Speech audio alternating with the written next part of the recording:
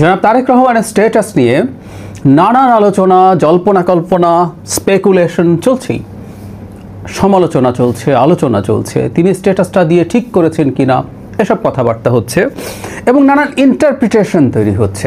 একটা ইন্টারপ্রিটেশন দেখে আমার মনে হলো এটা নিয়ে কথা বলা দরকার। সেটা হচ্ছে কেউ কেউ ধারণা করছেন জনাব তারেক রহমান সম্ভবত রাজনীতি থেকে মাইনাস হয়ে গেছেন এবং সেই প্রসঙ্গে এই আলাপটা কেউ কেউ সামনে আনছেন ১/১১ সময়ে যে পরিকল্পনা ছিল -2 সেটা কি অবশেষে সফল হলো কিনা। শেখ হাসিনা তার সাঙ্গপাঙ্গ দলবল নিয়ে তো পালিয়েছেনই, এবার বাকি পরিবারটা, জিয়া পরিবারকেও মাইনাস করা হচ্ছে, এই ধরনের কথাবার্তা বলার চেষ্টা করছেন। কেন এই আলাপটা আসলো আসলে আমরা আবার একটু থলিয়ে দেখতে চাই, খতিয়ে দেখতে চাই। সেটা হচ্ছে তার বক্তব্যে, তারেক রহমান তার বক্তব্যে এমন কিছু কথা বলেছেন যেগুলো আসলে কিছু অস্পষ্টতা তৈরি করেছে, ক্লিয়ার করার চাইতে কিছুটা ধারণা দিয়েছে। একটা ক্লিয়ার মেসেজ ছিল, সেটা হলো তিনি যে দেশে আসছেন না সেটা তার একক সিদ্ধান্ত না, এটাতে পক্ষে নেওয়া সম্ভব না, এর সাথে আরও অনেকেই জড়িত আছে, অনেক, এটা কারা কি এটা তিনি বলেননি, ফলে স্পেকুলেশন হচ্ছে দেশের কেউ, দেশের বাইরের কেউ, এবং তিনি বলেছেন এটা খুবই সংবেদনশীল, স্পর্শকাতর, সেই কারণে তিনি এটার বিস্তারিত বলতে পারছেন না, ফলে স্পেকুলেশন হচ্ছে এবং অনেকে ধরেই নিচ্ছেন এটা কোনো না কোনো বিদেশি শক্তি। কেউ কেউ রীতিমতো আমেরিকার নাম বলছেন, লিখছেন তার সম্পর্কে, আমেরিকা উইকিলিক্সে কী বলেছে টলেছে ইত্যাদি ইত্যাদি।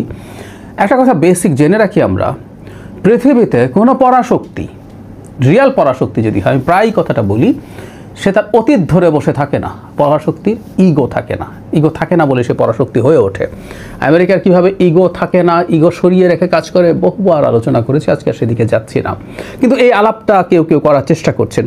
এর সাথে আবার এই তথ্যের সাথে অনেকেই যোগ করছেন, জনাব সাজিব ওয়াজেদ জয় কিছুদিন আগে, কয়েকদিন আগে একটা ইন্টারভিউ দিয়েছেন, সেখানে তিনি বলার চেষ্টা করছেন যে কয়েকটা দেশ দুই দলেরই নেতৃত্ব পরিবর্তন করতে চায়।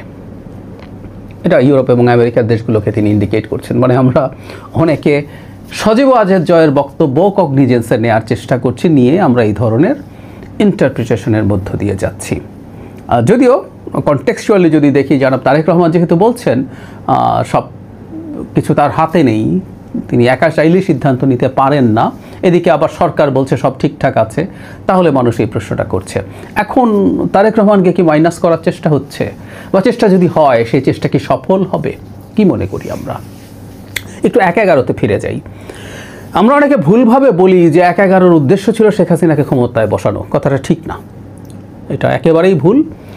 ১/১১-র উদ্দেশ্য ছিল -2 মানে দুই দলকে দুই প্রধান থেকে না, দুই পরিবার থেকে মুক্ত করা। শুধু শেখ হাসিনা এবং খালেদা জিয়াকে মাইনাস করা না, দুই পরিবারকেই মাইনাস করে সেই দলকে অন্যান্য ব্যক্তির হাতে তুলে দেওয়া, সেই চেষ্টা দেখেছি আমরা। বলা বাহুল্য, সেই চেষ্টায় যারা ওই সময় খোঁজখবর রেখেছি মনে আছে, বিএনপির ওপরে অনেক বেশি আক্রমণ হয়েছিল, বিএনপিকে দুই ভাগ করে ফেলাই গিয়েছিল প্রাথমিকভাবে, যদিও সেটা শেষ পর্যন্ত সফল হয়নি। সেটা সফল না হওয়ার পরে ১/১১ সরকার নেগোশিয়েট করতে যায়, তারা কিভাবে এক্সিট নেবে। শোনা যায় তারা প্রাথমিকভাবে বেগম খালেদা জিয়ার সাথে আলোচনা করতে গিয়েছিলেন, কিন্তু বেগম খালেদা জিয়া সেইটায় তাদের শর্তে সব কিছুতে অ্যাগ্রি করেনি। পরে শেখ হাসিনার সাথে আলোচনা হয়, শেখ হাসিনা অ্যাগ্রি করেন এবং ভারতের মধ্যস্থতা, বিশেষ করে তখন প্রণব মুখার্জি ছিলেন এই ক্ষেত্রে খুব বড় গুরুত্বপূর্ণ একজন মানুষ, তিনি এটা নিশ্চিত করেন এবং শেখ হাসিনা ক্ষমতায় আসে। কিন্তু যে কথাটা বলছিলাম, একটা পরিকল্পনা, একটা চিন্তা ছিল, মানে পশ্চিমাদের বিশেষ করে, এবং মজার ব্যাপার ভারতও সেটার পার্ট ছিল সেই সময়। ভারত যে শুরুতেই শেখ হাসিনার পক্ষে চলে গিয়েছিল তা না। এখন বিদ্যমান প্রেক্ষাপটে একটা পরিবারের মোটামুটি বলা যায় ধ্বংস হয়েছে, শেখ হাসিনা তো ফিরছেনই না, কোনো সম্ভাবনা নেই বাংলাদেশের রাজনীতিতে আবার গুরুত্বপূর্ণ হয়ে ওঠা, কিন্তু তার সন্তানরা বা তার বোন, তার বোনের সন্তানরা, তাদেরও রাজনীতিতে ফিরে আসা খুব সোজা না, খুব সোজা না, বেশ কঠিন। বাংলাদেশের মাটিতে তারা ওই পরিবারের কেউ ফিরে আসবেন, শেখ হাসিনা দূরেই থাকুক, এটা খুবই কঠিন ব্যাপার। ফলে শেখ হাসিনা পরিবার বা শেখ পরিবার একরকম মাইনাস হয়েছে for the time being, at least মনে হতে পারে, মনে হচ্ছে। এখন জিয়া পরিবারকেও মাইনাস করা হবে কিনা, যেহেতু আগের বার সেটাকে সফল করা যায়নি, এবার সফল করতে পারবেন এই রকম আলাপ হতে পারে, বা কেউ কেউ বলছেন এটা করবেন। এটা সবচেয়ে বড় ফ্লটা হচ্ছে ১/১১ সময়ে কি চিন্তা কেউ কেউ করেছেন সেটা তারা এখনই ধরে রাখবে বর্তমান প্রেক্ষাপটে? Not necessarily. যেই পরাশক্তি যারা যারা একসময় এটা মনে করেছিলেন যে, বা দেশের অভ্যন্তরে যেসব শক্তি একসময় এটা মনে করেছিলেন, তারা কি তা মনে করেন? মজার ব্যাপার, ১-১১ সময় দেশের সিভিল সোসাইটির একটা অংশ এটার পার্ট হয়েছিলেন, অথচ আমরা বাংলাদেশে এখন দেখি কোনোভাবেই বিএনপির নেতৃত্বকে ধ্বংস করতে হবে, সমস্যায় ফেলতে হবে, এ ধরনের কোনো ইঙ্গিতের আলাপও আসলে দেখি না। বরং দু একটা রাজনৈতিক দলকে আমরা দেখি তারা এই নেতৃত্বকে খুব সিরিয়াসলি কলঙ্কিত করার চেষ্টা করছেন, বিশেষ করে জনাব তারেক রহমানকে। সেটা হয়তো বা আছে, কিন্তু তারপরও বাংলাদেশের প্রেক্ষাপটে এটা করার চিন্তা কেউ করবেন বাইরের কোনো শক্তি আমার মনে হয় না। কারণ ওই যে বললাম যে তাদের একসময়কার যে চিন্তা ছিল, সেই জিওপলিটিক্যাল বা ইন্টারন্যাশনাল পলিটিক্সের সেই যে প্রেক্ষাপট, সেই প্রেক্ষাপটটা এখন আর ক্রিয়াশীল না। সেটা যদি ক্রিয়াশীল না থাকে তাহলে আর এসব আলাপের কিছু নেই। পৃথিবীতে অসংখ্য উদাহরণ আছে কারো প্রতি একসময় কোনো নেগেটিভ অ্যাটিটিউড রাখা কেউ খুব অল্প সময়ের মধ্যে বা কিছুটা বেশি সময় যাওয়ার পর প্রত্যেকের মিত্রে পরিণত হচ্ছেন, আবার মিত্র শত্রুতে পরিণত হচ্ছেন। পুরনো কথা যে আসলে ইটার্নাল কোনো বন্ধুত্ব বা শত্রুতা বলে কিছু নেই, ইন্টারেস্টই শেষ কথা। সুতরাং ভবিষ্যতে যে বিএনপি যদি ক্ষমতায় আসে, সেই বিএনপির সাথে কোনো ধরনের আন্ডারস্ট্যান্ডিং বা নেগোসিয়েশন পরাশক্তিগুলোর হবে না, সেটা বলা কঠিন। এটা হবে না মনে করার কোনো কারণ নেই, সেটা হতেই পারে। আর তাত্ত্বিকভাবে যদি ধরে নেই যে এই ধরনের একটা প্রচেষ্টা করা হলো বাংলাদেশের অভ্যন্তরে, যে জিয়া পরিবার থেকে মুক্ত বেগম খালেদা জিয়া খুবই অসুস্থ হয়ে আছেন, তিনি আর কতদিন বাঁচবেন সেটা নিশ্চিত নয়। জনাব তারেক রহমান আসতে পারলেন না, তার পরিবারের অন্যদেরকে আসতে দিলেন না, এবং বাকি মাইনাসটা আওয়ামী লীগ তো মাইনাস, শেখ পরিবার তো মাইনাস হলোই। সেই চেষ্টা করে কি সফল হবে? আমি মনে করি একেবারেই সম্ভব না।